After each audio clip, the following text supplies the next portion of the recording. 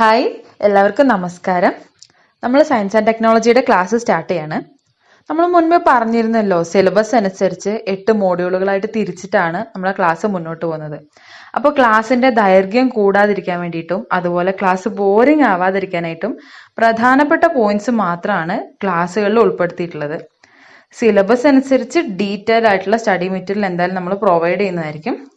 അപ്പോൾ നമുക്ക് class start ചെയ്യാം. നമ്മളെ ഫസ്റ്റ് മോഡ്യൂളാണ് സ്പേസ് ടെക്നോളജി. എന്താണ് ഒരു സാറ്റലൈറ്റ്? നമ്മളത് ഡീകോഡിംഗ് വീഡിയോയിൽ പറഞ്ഞിട്ടുള്ളതാണ്. ഒരു ബിഗ്ഗർ ഒബ്ജക്റ്റിനെ ഒരു നിശ്ചിത പാതയിലൂടെ അല്ലെങ്കിൽ ഒരു ഓർബിറ്റിലൂടെ ചുറ്റി സഞ്ചരിക്കുന്ന സ്മോളർ ഒബ്ജക്ട്സ്, അതാണല്ലോ സാറ്റലൈറ്റ്. നമ്മളെ മൂൺ എർത്തിന്റെ ഒരു നാച്ചുറൽ സാറ്റലൈറ്റ് ആണ്. അതുപോലെ നാസയുടെ ഒരു ഡെഫിനേഷൻ പ്രകാരം സൂര്യനെ നമ്മളെ ഭൂമി ഒരു നിശ്ചിത ഓർബിറ്റിലൂടെ ചുറ്റി സഞ്ചരിക്കുന്നത് കൊണ്ട് നമ്മളെ ഭൂമിയും സൂര്യന്റെ ഒരു സാറ്റലൈറ്റ് ആണ്. ഓർബിറ്റ്സിലൂടെ സാറ്റലൈറ്റ്സ് സഞ്ചരിക്കുന്നു എന്ന് നമ്മൾ ഓൾറെഡി പറഞ്ഞല്ലോ. അപ്പൊ ഇനി നമുക്ക് ടൈപ്സ് ഓഫ് ഓർബിറ്റ്സ് നോക്കാം. ആദ്യം നിയർ എർത്ത് ഓർബിറ്റ് അല്ലെങ്കിൽ നിയോ. എർത്ത് സർഫസിൽ നിന്ന് ഏകദേശം 400 കിലോമീറ്റർ അകലെയായിട്ടാണ് നിയർ എർത്ത് ഓർബിറ്റ് അല്ലെങ്കിൽ നിയോ സ്ഥിതി ചെയ്യുന്നത്. എക്സ്പെരിമെന്റൽ സാറ്റലൈറ്റ്സ് ആണ് സാധാരണയായിട്ട് നിയോയില് ലോഞ്ച് ചെയ്യാറുള്ളത്. ആര്യഭട്ട, ഭാസ്കര, രോഹിണി തുടങ്ങിയവയൊക്കെ പ്ലേസ് ചെയ്തിട്ടുള്ളത് നിയോയിലാണ്. ഇനി ലോ എർത്ത് ഓർബിറ്റ് അല്ലെങ്കിൽ ലിയോ. ഏകദേശം 900 കിലോമീറ്റർ അകലെ, നമ്മുടെ എർത്ത് സർഫസിൽ നിന്ന് 900 കിലോമീറ്റർ അകലെ ആയിട്ടാണ് ലോ എർത്ത് ഓർബിറ്റ് സ്ഥിതി ചെയ്യുന്നത്. ഇതിനെ നമ്മൾ പോളാർ ഓർബിറ്റ് എന്നും കൂടെ പറയുന്നുണ്ട്. റിമോട്ട് സെൻസിങ് സാറ്റലൈറ്റ്സ് ആണ് സാധാരണയായിട്ട് ഈ ലിയോയിൽ പ്ലേസ് ചെയ്യാറുള്ളത്. ഇനി ജിയോ സ്റ്റേഷനറി ഓർബിറ്റ്. എർത്ത് സർഫസിൽ നിന്ന് ഏകദേശം 30,000 കിലോമീറ്റേഴ്സ് ഹൈറ്റിലായിട്ടാണ് ഈ ജിയോ സ്റ്റേഷനറി ഓർബിറ്റ്സ് സ്ഥിതി ചെയ്യുന്നത്. നമ്മൾ ഈ ജിയോ സ്റ്റേഷനറി സാറ്റലൈറ്റ്സ് ഇവ ലോഞ്ച് ചെയ്യുന്നത് ഈ ഓർബിറ്റിലാണ്. 36,000 കിലോമീറ്റർ മുകളിലായിട്ട് സ്ഥിതി ചെയ്യുന്ന ഈ ജിയോ സ്റ്റേഷനറി സാറ്റലൈറ്റ് ഏകദേശം ഭൂമിയുടെ 1/3 ഭാഗം കവർ ചെയ്യുന്നു എന്നാണ് പഠനങ്ങൾ പറയുന്നത്. അങ്ങനെയുള്ള ഈ 3 ടൈപ്പ് സാറ്റലൈറ്റ്സ് കൊണ്ട് 3 സാറ്റലൈറ്റ്സ് ഉപയോഗിച്ചിട്ട് നമുക്ക് എൻറ്റയർ എർത്ത് സർഫസ് കവർ ചെയ്യാൻ പറ്റുമെന്നാണ് പറയുന്നത്. ഇനിയുള്ളതാണ് ട്രാൻസ്ഫർ ഓർബിറ്റ്. ഇതൊരു ഇന്റർമീഡിയറ്റ് ഓർബിറ്റ് ആണ്. ഇതിന് 2 ടൈപ്പ് ഉണ്ട്. ഒന്ന് പോളാർ ട്രാൻസ്ഫർ ഓർബിറ്റ്, രണ്ടാമത് geostationary transfer orbit. Polar transfer orbit എന്ന് വെച്ചിട്ടുണ്ടെങ്കിൽ ഈ ലോവർ എർത്ത് ഓർബിറ്റിന് അല്ലെങ്കിൽ പോളാർ ഓർബിറ്റിന് ഒരു 100 കിലോമീറ്റർ താഴെയായിട്ട് സ്ഥിതി ചെയ്യുന്നതാണ് പോളാർ ട്രാൻസ്ഫർ ഓർബിറ്റ്. പോളാർ ഓർബിറ്റിലേക്ക് നമ്മൾ ലോഞ്ച് ചെയ്യുന്ന സാറ്റലൈറ്റ് ആദ്യം ചെല്ലുന്നത് ഈ പോളാർ ട്രാൻസ്ഫർ ഓർബിറ്റിലേക്കാണ്. അതിനുശേഷം ആ സാറ്റലൈറ്റ് സ്വന്തം പ്രൊപ്പൽഷൻ സിസ്റ്റം ഉപയോഗിച്ചിട്ടാണ് പോളാർ ഓർബിറ്റിലേക്ക് എത്തുന്നത്. ഇനിയുള്ളതാണ് geostationary transfer orbit. Geostationary ഓർബിറ്റിന് ഏകദേശം 2000 കിലോമീറ്ററോളം താഴെയായിട്ട് കാണപ്പെടുന്നതാണ് ജിയോ സ്റ്റേഷനറി ട്രാൻസ്ഫർ ഓർബിറ്റ്. ഇതും നേരത്തെ പോളാർ ട്രാൻസ്ഫർ ഓർബിറ്റിനെ പറഞ്ഞ പോലെ ജിയോ സ്റ്റേഷനറി സാറ്റലൈറ്റിലേക്ക് നേരിട്ട് അയക്കുന്ന ലോഞ്ച് ചെയ്യുന്ന നമ്മളെ സാറ്റലൈറ്റ് ജിയോ സ്റ്റേഷനറി ട്രാൻസ്ഫർ ഓർബിറ്റിലേക്കാണ് ആദ്യം ചെല്ലുന്നത്. അതിനുശേഷം അവ സ്വന്തം പ്രൊപ്പൽഷൻ സിസ്റ്റം യൂസ് ചെയ്തിട്ടാണ് ജിയോ സ്റ്റേഷനറി ഓർബിറ്റിലേക്ക് എത്തുന്നത്. ഇനിയുള്ളതാണ് എസ്കേപ്പ് വെലോസിറ്റി.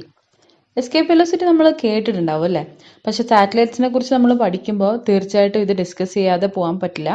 സോ എന്താണ് എസ്കേപ്പ് വെലോസിറ്റി? പ്ലാനറ്റ് അല്ലെങ്കിൽ ഏതെങ്കിലും മൂൺ അതിൻ്റെ ഗ്രാവിറ്റിയെ ബ്രേക്ക് ചെയ്യാനായിട്ട് ഒരു ഒബ്ജക്റ്റിന് വേണ്ട മിനിമം സ്പീഡ്, അതാണ് എസ്കേപ്പ് വെലോസിറ്റി അഥവാ പാലായന പ്രവേഗം എന്ന് പറയുന്നത്. ഈ എസ്കേപ്പ് വെലോസിറ്റി ഓരോ സെലസ്റ്റിയൽ ബോഡിയുടെയും മാസിനെയും റേഡിയസിനെയും ഒക്കെ ഡിപ്പെൻഡ് ചെയ്തിട്ട് വ്യത്യാസപ്പെട്ടാണ് ഇരിക്കുന്നത്. അപ്പോൾ എക്സാമ്പിൾ ആയിട്ട് പറയുകയാണെങ്കിൽ മൂണിൻ്റെ എസ്കേപ്പ് വെലോസിറ്റി എന്ന് പറയുന്നത് 2.38 km/s ആണ്. അതുപോലെ എർത്തിൻ്റെ എസ്കേപ്പ് വെലോസിറ്റി എന്ന് പറയുന്നത് 11.2 km/s ആണ്. അതുപോലെ തന്നെ ഓർബിറ്റൽ വെലോസിറ്റി, ആ കൺസെപ്റ്റൂടെ നമ്മളൊന്ന് അറിഞ്ഞിരിക്കണം. ഒരു ഒബ്ജക്റ്റിന് ഒരു പ്ലാനറ്റിൻ്റെയോ അല്ലെങ്കിൽ സ്റ്റാറിൻ്റെയോ ഓർബിറ്റിൽ പ്രവേശിക്കാനായിട്ട് വേണ്ട വെലോസിറ്റി ആണ് ഓർബിറ്റൽ വെലോസിറ്റി. ഇനി types of satellites. 7 type satellites ആണ് നമുക്ക് പഠിക്കാനുള്ളത്. അവ ഓരോന്നും നമുക്ക് ഡീറ്റെയിൽ ആയിട്ട് പറയാം. ആദ്യത്തെ ടൈപ്പ് സാറ്റലൈറ്റ്സ് ആണ് ആസ്ട്രോണമിക്കൽ സാറ്റലൈറ്റ്സ്. പ്രകാശവർഷങ്ങൾക്കപ്പുറത്തുള്ള സ്റ്റാർസിനെയോ അല്ലെങ്കിൽ സ്പേസിലുള്ള മറ്റേതെങ്കിലും ഒബ്ജക്ട്സിനെയോ നിരീക്ഷിക്കുന്നതിന് വേണ്ടിയിട്ടാണ് ആസ്ട്രോണമിക്കൽ സാറ്റലൈറ്റ്സ് യൂസ് ചെയ്യുന്നത്. ഈ ആസ്ട്രോണമിക്കൽ സാറ്റലൈറ്റ്സ് ഉപയോഗിച്ചിട്ടാണ് നമ്മൾ സോളാർ സിസ്റ്റത്തിലെ പ്ലാനറ്റ്സിന്റെ പിക്ചേഴ്സ് എടുക്കുന്നത്, അതുപോലെ ബ്ലാക്ക് ഹോൾ, സൂപ്പർനോവ പോലുള്ള പ്രതിഭാസങ്ങളെ കുറിച്ച് പഠിക്കുന്നത്, അതുപോലെ സ്റ്റാർ മാപ്സ് തയ്യാറാക്കുന്നത്. ഈ സ്റ്റാർ മാപ്സ് എന്ന് വെച്ചിട്ടുണ്ടെങ്കിൽ സ്റ്റാർസ്, നെബുല, ഗാലക്സീസ് ഇവയൊക്കെ ഐഡന്റിഫൈ ചെയ്യാനും ലൊക്കേറ്റ് ചെയ്യാനായിട്ടാണ് സ്റ്റാർ മാപ്സ് നമ്മൾ യൂസ് ചെയ്യുന്നത്. ഈ പിക്ചറിൽ കാണിച്ചിട്ടുള്ളതാണ് ആസ്ട്രോസാറ്റ്. നമ്മൾ ആസ്ട്രോണമിക്കൽ സാറ്റലൈറ്റ്സിന് ഉദാഹരണമായിട്ടുള്ള ഈ ആസ്ട്രോസാറ്റ് ഇന്ത്യയുടെ ആദ്യത്തെ ബഹിരാകാശ നിരീക്ഷണ ഉപഗ്രഹമാണ്. ലോകത്തിൽ വെച്ച് തന്നെ USA, Russia, Japan, European space agency എന്നിവയ്ക്ക് ശേഷം ബഹിരാകാശ നിരീക്ഷണ ഉപഗ്രഹമുള്ള 5ാമത്തെ രാജ്യമാണ് നമ്മളെ ഇന്ത്യ. പേര് പോലെ തന്നെ large ഡിസ്റ്റൻസിൽ communication സാധ്യമാക്കുന്നവയാണ് communication satellites.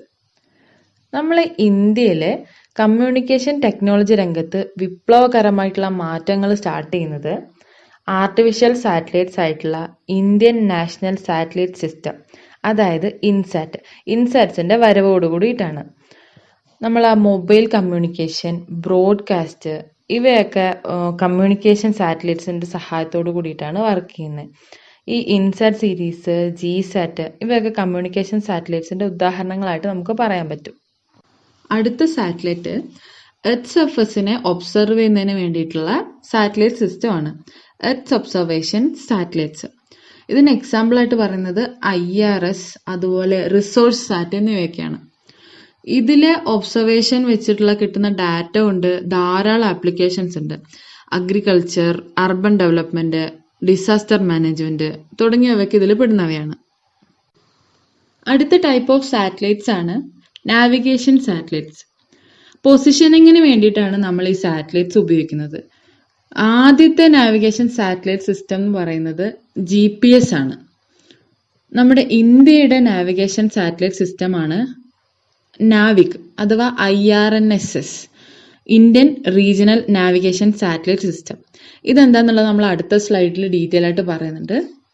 So നമുക്ക് അടുത്തതിലേക്ക് പോകാം. ഇനിയുള്ളതാണ് റെക്കഗ്നൈസൻസ് സാറ്റലൈറ്റ്സ്. ഗ്രൗണ്ടിലുള്ള ഒബ്ജക്ട്സിനെ കാണാൻ സഹായിക്കുന്ന ഒരു സാറ്റലൈറ്റ് സിസ്റ്റമാണ് ഇത്. ഇത് കൂടുതലായിട്ട് മിലിറ്ററി പർപ്പസിന് വേണ്ടിയാണ് ഉപയോഗിക്കുന്നത്. അതുകൊണ്ടാവാം ഇതിന്റെ ഓപ്പറേഷൻസ് ആൻഡ് പെർഫോമൻസ് എല്ലാം സീക്രട്ട് ആയാണ് വെച്ചിരിക്കുന്നത്. ഈ ഡ്രോൺസ് എല്ലാം ഈ സാറ്റലൈറ്റ് സിസ്റ്റത്തിന്റെ ഭാഗമായിട്ടാണ് പറയുന്നത്. അടുത്തതാണ് സ്റ്റുഡന്റ് സാറ്റലൈറ്റ്സ്.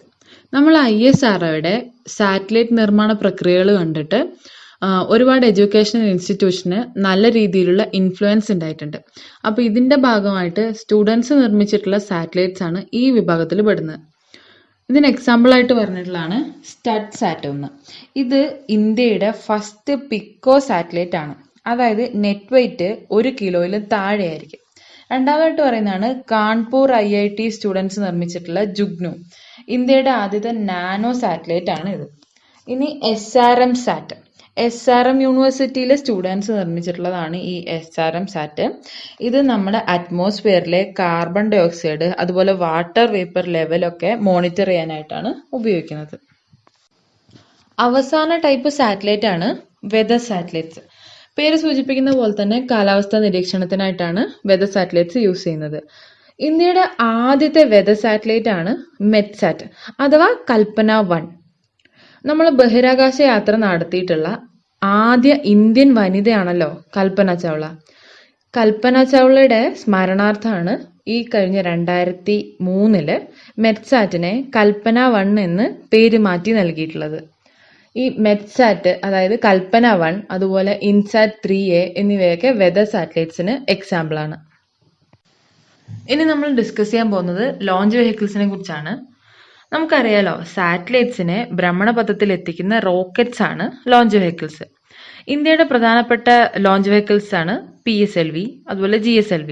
ഇവയെ നമുക്ക് ഡീറ്റെയിൽ ആയിട്ടൊന്ന് പഠിക്കാം. ഒന്നാമതായിട്ട് പോളാർ സാറ്റലൈറ്റ് ലോഞ്ച് വെഹിക്കിൾ അഥവാ PSLV. ഇന്ത്യയുടെ 3rd ജനറേഷൻ ലോഞ്ച് വെഹിക്കിൾ ആണ് PSLV. ഈ PSLV ലിക്വിഡ് സ്റ്റേജസ് വെച്ചുകൊണ്ടുള്ള ഇന്ത്യയുടെ ആദ്യത്തെ ലോഞ്ച് വെഹിക്കിൾ ആണ്.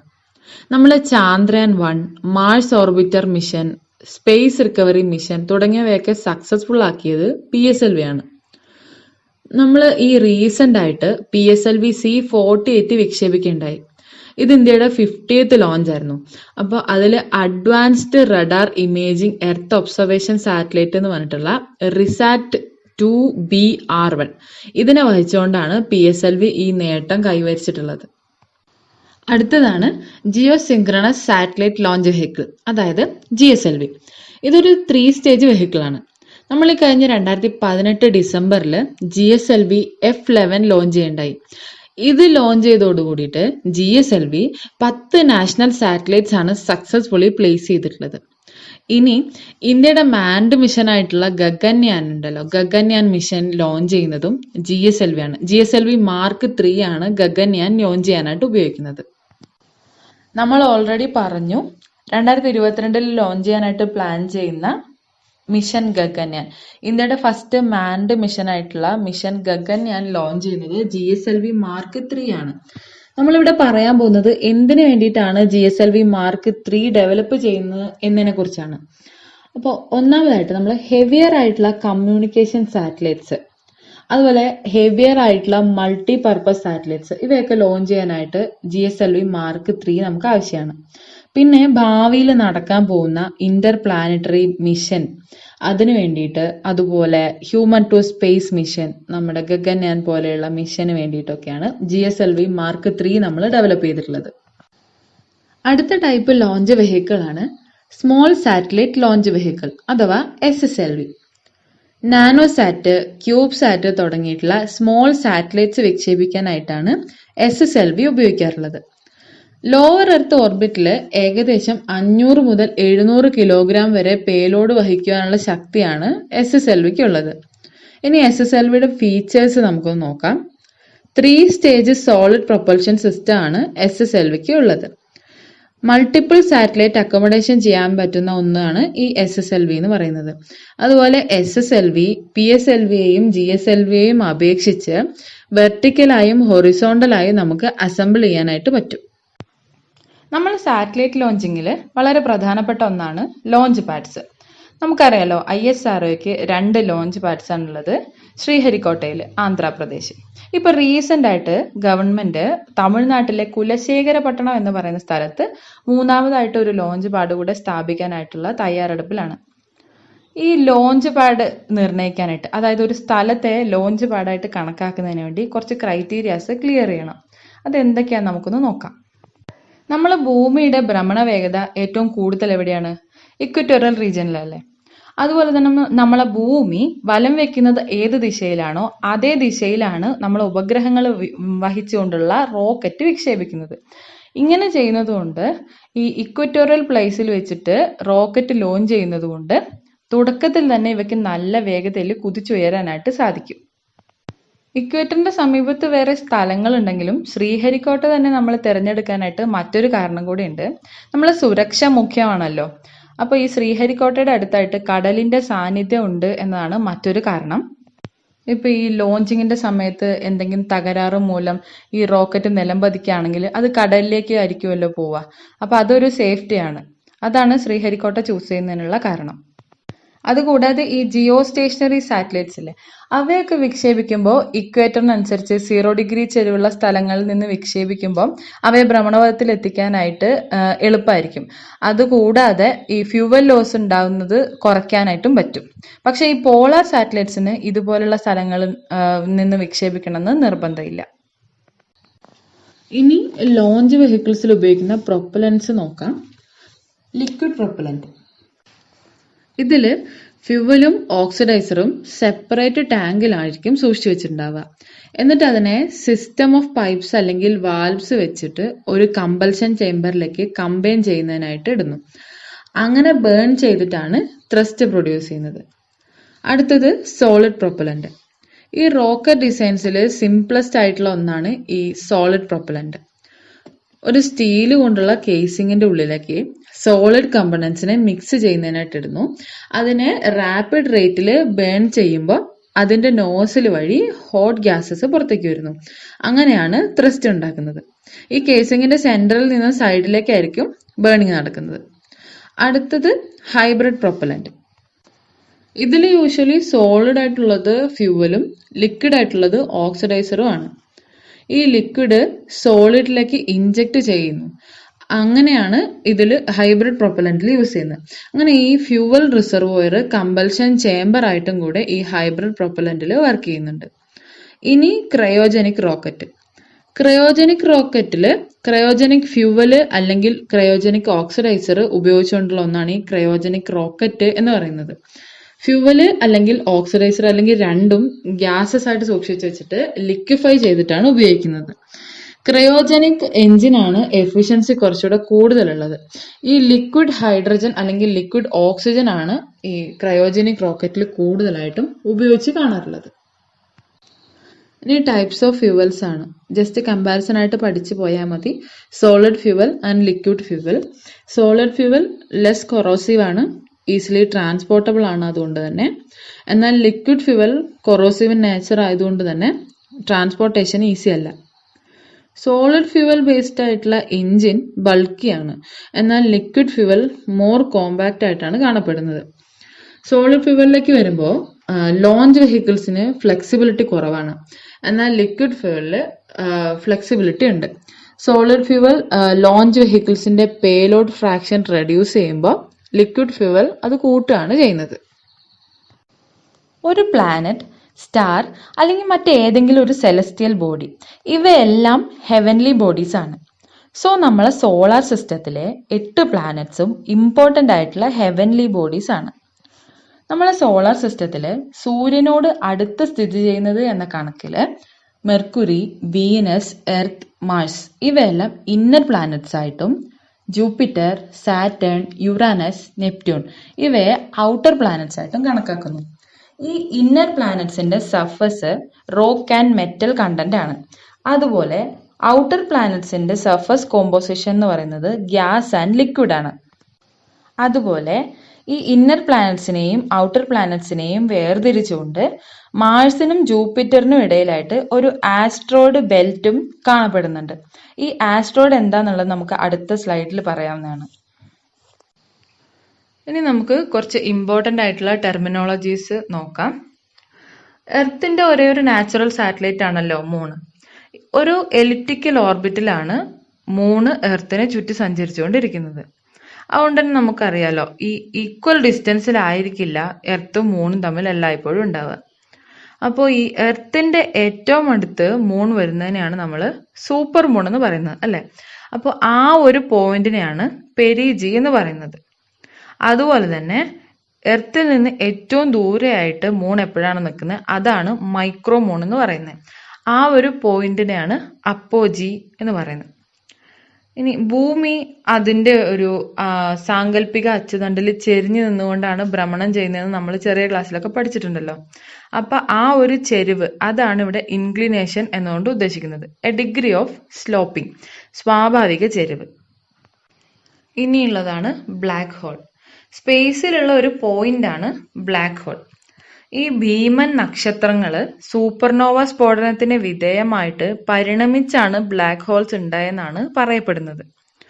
നല്ല ഹൈ റേറ്റിലുള്ള ഗ്രാവിറ്റി ഉള്ളത് കൊണ്ട് തന്നെ ലൈറ്റിന് പോലും ഇതിൽ നിന്ന് പുറത്തു കിടക്കാൻ പറ്റില്ല എന്നാണ് പറയുന്നത്. അടുത്തതാണ് ആസ്ട്രോയിഡ്സ്. സണ്ണിനെ ഓർബിറ്റ് ചെയ്യുന്ന സോളാർ സിസ്റ്റത്തിലുള്ള ഏറ്റവും ചെറിയ ബോഡീസ് ആണ് ആസ്ട്രോയിഡ്സ്. ഈ ആസ്ട്രോയിഡ്സിന്റെ കണ്ടന്റ് എന്ന് പറയുന്നത് മെറ്റൽസും റോക്സും ആയിരിക്കും. ഇനി ഡസ്റ്റ് ഗ്രെയിൻസ് മുതൽ സ്മോൾ ആസ്ട്രോയിഡ്സ് വരെ സൈസ് വരാവുന്ന സ്പേസിലുള്ള ഒബ്ജക്ട്സിനെയാണ് മീറ്ററോയിഡ്സ് എന്ന് പറയുന്നത്. ഇനിയുള്ളതാണ് കോമറ്റ് അഥവാ വാൽനക്ഷത്രം. സണ്ണിനെ റൊട്ടേറ്റ് ചെയ്യുന്ന വസ്തുവാണ് കോമറ്റ്സ്. നമ്മളെ സോളാർ സിസ്റ്റത്തിലെ റിലേറ്റീവ്ലി പറയുമ്പോൾ സ്മോളർ ആയിട്ടുള്ള ബോഡീസ് ആണ് ഈ കോമറ്റ്സ്. ഐസും ഹൈഡ്രോ കാർബൺസും കൊണ്ടാണ് ഇത് നിർമ്മിച്ചിട്ടുള്ളത്. അതുകൊണ്ട് തന്നെ ഇത് സണ്ണിനെ അപ്രോച്ച് ചെയ്യുമ്പം ഈ ഐസ് മെൽറ്റ് ആയിട്ട് ഇതിന്റെ തിളക്കം അനുഭവപ്പെടുന്നു. അതാണ് നമുക്ക് വാലായിട്ട് കാണപ്പെടുന്നത്. ഈ വാൽ നക്ഷത്രങ്ങളുടെ വാല് ദൃശ്യമാകുന്നതിന് കാരണമായിട്ടുള്ള ഒരു പ്രഭാവം അല്ലെങ്കിൽ പ്രതിഭാസം എന്ന് പറയുന്നത് ടിൻഡൽ എഫക്റ്റ് ആണ്. ഇനി Indian space research organisation ISRO. നമുക്ക് ISROയുടെ എവല്യൂഷൻ, ആക്ടിവിറ്റീസ്, അച്ചീവ്മെന്റ്സ് ഇതൊക്കെ ഒന്ന് നോക്കാം.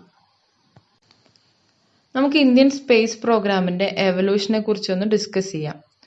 ഇന്ത്യൻ ബഹിരാകാശ ഗവേഷണ പദ്ധതികൾക്ക് തുടക്കം കുറിച്ച കമ്മിറ്റിയാണ് INCOSPAR, Indian national committee for space research. 1962 INCOSPAR സ്ഥാപിതമാകുന്നത്. കുറച്ച് പഠനങ്ങൾക്കും ഗവേഷണങ്ങൾക്കും ശേഷം 1969 ISRO സ്ഥാപിതമായി. ആദ്യം ആണവോർജ വകുപ്പിന് കീഴിലായിരുന്നു കുറച്ചു കാലം വരെ ISRO പ്രവർത്തിച്ചിട്ടുണ്ടായിരുന്നത്. അതിനുശേഷം ISRO ബഹിരാകാശ വകുപ്പിന്റെ കീഴിലായിട്ടാണ് പ്രവർത്തിച്ചു വരുന്നത്. ഇന്ത്യയുടെ സ്പേസ് ഏജൻസിയാണ് ISRO. അതിന്റെ ഹെഡ് ക്വാർട്ടേഴ്സ് ബാംഗ്ലൂരാണ്. അന്തരീക്ഷ് ഭവൻ, ബംഗളൂരു. ഇനി ISROയുടെ ആക്ടിവിറ്റീസ് ആണ്. ഇത് ജസ്റ്റ് പോയിന്റ്സ് ആയിട്ടാണ് പറഞ്ഞു പോയിരിക്കുന്നത്. ഡീറ്റെയിൽ ആയിട്ട് മെറ്റീരിയലിൽ പ്രൊവൈഡ് ചെയ്യുന്നതായിരിക്കും. അപ്പോൾ പോയിന്റ്സ് നോക്കാം. സ്പേസ് സയൻസിലും അതുപോലെ പ്ലാനറ്ററി എക്സ്പ്ലോറേഷനിലുമുള്ള റിസർച്ച് ഡെവലപ്മെന്റ്, പിന്നെ ലോഞ്ച് വെഹിക്കിൾസ്, സാറ്റലൈറ്റ്, അതുമായി റിലേറ്റ് ചെയ്തിട്ടുള്ള ടെക്നോളജീസ് എന്നിവയുടെ ഡിസൈനും ഡെവലപ്മെന്റും, പിന്നെ ഇന്ത്യയുടെ അത്യാവശ്യമായിട്ടുള്ള telecommunication, TV broadcasting, developmental applications എന്നിവ ലഭ്യമാക്കുന്നതിന് വേണ്ടിയിട്ടുള്ള ഇൻസാറ്റ് പ്രോഗ്രാംസ്, അതുപോലെ നാച്ചുറൽ റിസോഴ്സ് മാനേജ് ചെയ്യുന്നതിനും എൻവയോൺമെന്റൽ ഒബ്സർവേഷൻസിന് വേണ്ടിയിട്ടുള്ള റിമോട്ട് സെൻസിങ് പ്രോഗ്രാംസ്. ഇതൊക്കെയാണ് മെയിൻലി ISROയുടെ ആക്ടിവിറ്റീസ്. വളരെയധികം നേട്ടങ്ങൾ കൈവരിച്ചിട്ടുള്ള ഓർഗനൈസേഷനാണ് നമ്മുടെ ISRO. അതിൽ എടുത്തു പറയേണ്ടതായിട്ടുള്ള കുറച്ച് നേട്ടങ്ങൾ നമുക്ക് നോക്കാം. ഇന്ത്യയുടെ ആദ്യത്തെ കൃത്രിമോപഗ്രഹമായിട്ടുള്ള ആര്യഭട്ട 1975 ISRO വിക്ഷേപിക്കുന്നത്. അതിനുശേഷം ആദ്യത്തെ ഇന്ത്യയുടെ ഭൗമ നിരീക്ഷണ ഉപഗ്രഹമായിട്ടുള്ള ഭാസ്കര 1 വിക്ഷേപിക്കുകയുണ്ടായി. അത് കഴിഞ്ഞിട്ട് ഇന്ത്യയിൽ നിന്നും വിക്ഷേപിച്ചിട്ടുള്ള ആദ്യ ഉപഗ്രഹമാണ് രോഹിണി. ആദ്യ ഇന്ത്യൻ നിർമ്മിത ലോഞ്ച് വെഹിക്കിൾ ആയിട്ടുള്ള SLV-3 ഉപയോഗിച്ച് രോഹിണി ഓർബിറ്റിൽ എത്തിക്കുകയാണ് ISRO ചെയ്തത്. പിന്നീട് ISRO PSLVയും GSLVയും നിർമ്മിച്ചു. അതിനുശേഷം സാറ്റലൈറ്റ് നാവിഗേഷൻ സിസ്റ്റം ആയിട്ടുള്ള ഗഗൻ, അതുപോലെ IRNSS ഒക്കെ ഡിപ്ലോയ് ചെയ്തു. മഹത്തരമായിട്ടുള്ള ഇന്ത്യയുടെ മറ്റൊരു വിക്ഷേപണമായിരുന്നു ചാന്ദ്രയാൻ 1. 2008 ഇന്ത്യ വിക്ഷേപിച്ചിട്ടുള്ള ചാന്ദ്രയാൻ 1 ഐസ് രൂപത്തിലുള്ള ലൂണാർ വാട്ടറിന്റെ സാന്നിധ്യം കണ്ടെത്തുകയുണ്ടായി. പിന്നെ എടുത്തു പറയേണ്ട മറ്റൊരു നേട്ടമാണ് നമ്മളെ മാർസ് മിഷൻ. ഇന്ത്യയുടെ പ്രഥമ ചൊവ്വ പര്യവേഷണ ദൗത്യമായിരുന്നു മംഗൾയാൻ. ആദ്യ ശ്രമത്തിൽ തന്നെ ചൊവ്വ ദൗത്യം വിജയിച്ചിട്ടുള്ള ആദ്യ രാജ്യമാണ് ഇന്ത്യ. ISRO റീസെന്റ് ലോഞ്ച് ചെയ്തിട്ടുള്ള സാറ്റലൈറ്റ്സ് ആണ് ഇവിടെ പോയിന്റ് ഔട്ട് ചെയ്തിട്ടുള്ളത്. 2019 ജനുവരി 24 മൈക്രോസാറ്റ് R, അതുപോലെ കലാം സാറ്റ് V2 എന്നിവ PSLV C-44 എന്ന വെഹിക്കിളിൽ ലോഞ്ച് ചെയ്യുകയുണ്ടായി. അതിനുശേഷം 2019 ഫെബ്രുവരി 6 GSAT 31, അതുപോലെ 2019 ഏപ്രിൽ 1 PSLV C-45 എന്ന വെഹിക്കിളിൽ എമിസാറ്റും ലോഞ്ച് ചെയ്തു. അതിനുശേഷം PSLV C-46 റിസാറ്റ് 2Bയും കൂടെ ലോഞ്ച് ചെയ്തു. കാർട്ടോസാറ്റ് 3, ഈ കാർട്ടോസാറ്റ് 3 ഭൂപടങ്ങൾ തയ്യാറാക്കുന്നതിന് വേണ്ടിയിട്ട് വിക്ഷേപിക്കുന്ന ഉപഗ്രഹമാണ്. അപ്പൊ ഈ Cartosat 3 2019 November 27 PSLV C-47ലും 2018 Cartosat 2 PSLV C-40ലും വിക്ഷേപിച്ചു. ഈ 2018 ജനുവരി 12 വിക്ഷേപിച്ചിട്ടുള്ള ഈ കാർട്ടോസാറ്റ് 2 ISROയുടെ ഭ്രമണപഥത്തിൽ എത്തിച്ചിട്ടുള്ള വിജയകരമായ 100ാമത്തെ ഉപഗ്രഹമായിരുന്നു. അതിനുശേഷം 2019 ജൂലൈ 22 GSLV Mark 3 M1 എന്ന വെഹിക്കിളിൽ ചാന്ദ്രയാൻ 2ഉം വിക്ഷേപിച്ചിട്ടുണ്ട്. ഇനി ISROയുടെ ഫ്യൂച്ചർ മിഷൻസ് നമുക്ക് നോക്കാം. മിഷൻ വീനസ് 2023 പകുതിയോടുകൂടി ലോഞ്ച് ചെയ്യാൻ വേണ്ടി പ്ലാൻ ചെയ്തിട്ടുള്ള ഒന്നാണ് മിഷൻ വീനസ്. വീനസിനോട് ചേർന്നിട്ടുള്ള എലിപ്റ്റിക്കൽ ഓർബിറ്റിൽ നിന്നുകൊണ്ട് വീനസിനെ കുറിച്ച് പഠിക്കുക എന്ന ലക്ഷ്യമാണ് മിഷൻ വീനസിനുള്ളത്. ഇത് നടക്കുകയാണെങ്കിൽ 3rd ഇന്റർപ്ലാനറ്ററി മിഷൻ ആയിരിക്കും ഈ മിഷൻ വീനസ് എന്നത്. ഇനി മിഷൻ ഗഗൻയാൻ, ഇത് നമ്മൾ ഓൾറെഡി പറഞ്ഞു കഴിഞ്ഞു. 2022 കൂടിയിട്ട് ഇന്ത്യയിലെ ബഹിരാകാശ സഞ്ചാരികളെ സ്പേസിൽ എത്തിക്കുക എന്നതാണ് മിഷൻ ഗഗൻയാൻ കൊണ്ട് ഉദ്ദേശിക്കുന്നത്. ഇത് നടക്കുകയാണെങ്കിൽ ഈ മിഷൻ പൂർത്തിയാകുന്നതോട് കൂടിയിട്ട് ഇന്ത്യ ലോക രാജ്യങ്ങളിൽ മനുഷ്യനെ ബഹിരാകാശത്തേക്ക് എത്തിക്കുന്ന 4ാമത്തെ കൺട്രി ആയിട്ട് മാറും. USA, റഷ്യ, ചൈന എന്നിവയാണ് ആദ്യത്തെ 3 കൺട്രീസ്. ISROയുടെ മറ്റുള്ള ഫ്യൂച്ചർ മിഷൻസ് കൂടി നമുക്കൊന്ന് നോക്കാം. കോസ്മിക് റേഡിയേഷനെ കുറിച്ച് പഠിക്കുന്നതിനായിട്ട് 2020 വിക്ഷേപിക്കാൻ ഉദ്ദേശിക്കുന്നതാണ് എക്സ്പോസാറ്റ്. അതിനുശേഷം 2021 സൂര്യനെ കുറിച്ച് കൂടുതൽ എക്സ്പ്ലോറേഷൻ നടത്തുന്നതിനായിട്ടുള്ള മിഷനാണ് ആദിത്യ L1. പിന്നീട് 2022 മാർസ് ഓർബിറ്റൽ മിഷൻ 2ഉം 2024 ചാന്ദ്രയാൻ 3യും വിക്ഷേപിക്കാനായിട്ട് ISRO ഉദ്ദേശിക്കുന്നുണ്ട്. അതിനുശേഷം എക്സോ വേൾഡ് സൗരയൂഥത്തിന് പുറമെയുള്ള പഠനത്തിന് വിക്ഷേപിക്കുന്ന ഉപഗ്രഹമാണ്. 2020 എക്സോ വേൾഡ് വിക്ഷേപിക്കാനായിട്ട് ISRO പ്ലാൻ ചെയ്തിട്ടുള്ളത്. ഇനി നമ്മൾ ഡിസ്കസ് ചെയ്യുന്നത് Indian regional navigation satellite system അഥവാ നാവിക്. ISRO നമ്മുടെ രാജ്യത്തിന് വേണ്ടിയിട്ട് സ്വന്തമായിട്ട് പൊസിഷൻ, നാവിഗേഷൻ, അതുപോലെ ടൈമിംഗ് സർവീസ് ഇതൊക്കെ ലഭിക്കുന്നതിന് വേണ്ടിയിട്ട് വിക്ഷേപിച്ചിട്ടുള്ള ഒന്നാണ് നാവിക്. 2 ടൈപ്പ് സർവീസാണ് നാവിക് പ്രൊവൈഡ് ചെയ്യുന്നത്. ഒന്നാമത്തേത് സ്റ്റാൻഡേർഡ് പൊസിഷനിങ് സർവീസ്, ഇത് ജനറൽ പബ്ലിക്കിന് വേണ്ടിയിട്ടാണ്. രണ്ടാമത്തേത് റെസ്ട്രിക്റ്റഡ് സർവീസ് ആണ്. ഇതൊരു എൻക്രിപ്റ്റഡ് സർവീസ് ആണ്. ഓതറൈസ്ഡ് യൂസേഴ്സിനും അതുപോലെ ഏജൻസീസിനും വേണ്ടിയിട്ടാണ് ഈ 2ാമത്തെ സർവീസ് കൊടുക്കുന്നത്. ഇനി IRNSSന്റെ റിലവൻസ് നമുക്കൊന്ന് ഡിസ്കസ് ചെയ്യാം. നിർഭയ വെർഡിക്റ്റിന്റെ ഭാഗമായിട്ട് 2019 ഏപ്രിൽ 19 ഗവൺമെന്റ് എല്ലാ കൊമേഴ്ഷ്യൽ വാഹനങ്ങളിലും NavIC based vehicle trackers mandatory ആക്കിയിട്ടുണ്ട്. അതുകൂടാതെ മൊബൈലിൽ ഉള്ള NavIC vehicle tracking system, panic button എന്നിവയുടെയൊക്കെ ഇൻസ്റ്റലേഷൻ ഫെസിലിറ്റേറ്റ് ചെയ്യുമെന്നും പറഞ്ഞിട്ടുണ്ട്. കൂടാതെ ലോക്കൽ ലോ എൻഫോഴ്സ്മെന്റ് ഏജൻസീസിന് വെഹിക്കിൾസ് മോണിറ്റർ ചെയ്യുന്നതിനുള്ള ഫ്ലെക്സിബിലിറ്റി കാരണം പബ്ലിക് വെഹിക്കിൾ ട്രാക്കിംഗ് സിസ്റ്റത്തിന്റെ ഒരു ബാക്ക് ബോൺ ആയിട്ട് നാവിക് മാറും. നാവിക്കിന്റെ റിലവൻസ് ആയിട്ട് നമുക്ക് പറയാവുന്നതാണ് മൊബൈൽ ചിപ്സെറ്റ്സ്. അതായത് ക്വാൽക്കം ടെക്നോളജീസ് എന്നൊരു ഗ്രൂപ്പ് നാവിക് സപ്പോർട്ട് ചെയ്യുന്ന മൊബൈൽ ചിപ്സെറ്റ്സ് അനാവരണം ചെയ്തിട്ടുണ്ട്. ഈ മൊബൈൽ ചിപ്സെറ്റ്സ് യൂസ് ചെയ്യുന്നവർക്ക് ഇന്ത്യയിലും അതുപോലെ അയൽ രാജ്യങ്ങളിലും നാവിക്കിന്റെ സേവനങ്ങൾ ലഭ്യമാവുകയും ചെയ്യും. അപ്പൊ ഇത്രയേ ഉള്ളൂ നമ്മുടെ ഫസ്റ്റ് മോഡ്യൂള്. എല്ലാവർക്കും ക്ലിയർ ആയി എന്ന് വിശ്വസിക്കുന്നു. Thank you.